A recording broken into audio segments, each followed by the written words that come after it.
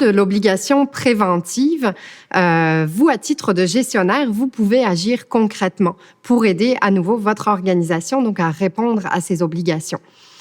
C'est certain que vous n'aurez peut-être pas le pouvoir d'adopter une politique au sein de votre organisation. Encore une fois, l'obligation préventive est une obligation partagée. Donc, il y a peut-être des ressources humaines ou d'autres gestionnaires dans votre organisation qui ont cette responsabilité-là.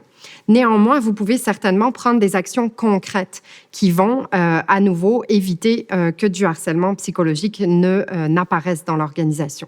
À titre d'exemple, la première chose est le comportement que vous-même, vous allez adopter dans votre milieu de travail, c'est-à-dire l'exemplarité, l'exemple que vous allez donner, le fait d'adopter des comportements valorisés dans l'organisation vont déjà permettre de protéger adéquatement votre milieu de travail.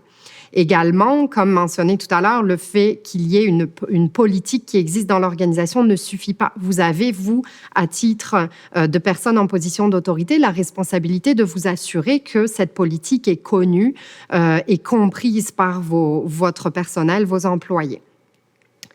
Également, vous devez traiter l'information que vous recevez de façon sérieuse et adéquate.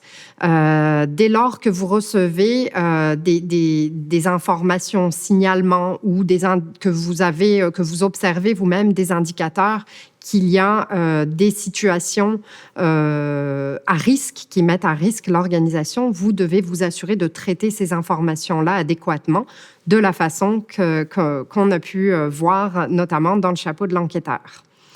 Vous devez également intervenir auprès de l'employé qui a des comportements répréhensibles en recourant, si nécessaire, à vos outils de gestion, c'est-à-dire éventuellement en prenant des mesures qui visent à faire cesser ces comportements-là.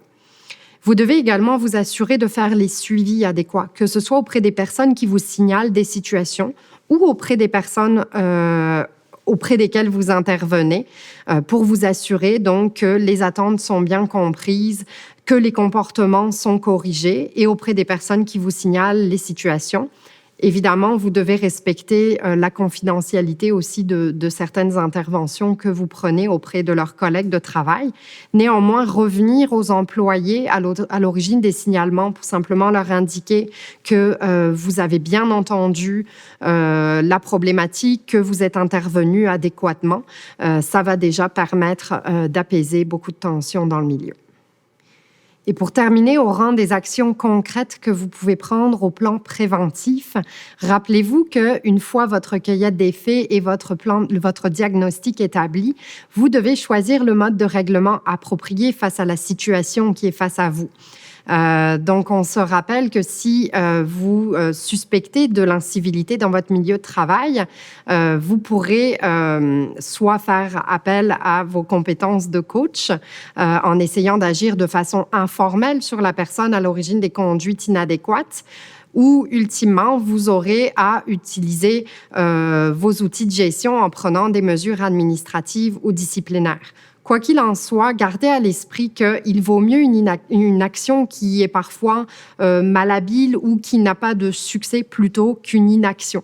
Le mieux est toujours d'intervenir, de tenter d'agir. Toujours dans aussi cette idée que si l'incivilité menait à du harcèlement psychologique ou qu'un conflit mal jugulé se détériorait au point de voir apparaître du harcèlement, on pourrait plus tard, à l'occasion d'éventuels recours, venir vous demander quelle action vous avez posée pour prévenir l'existence de cette situation-là.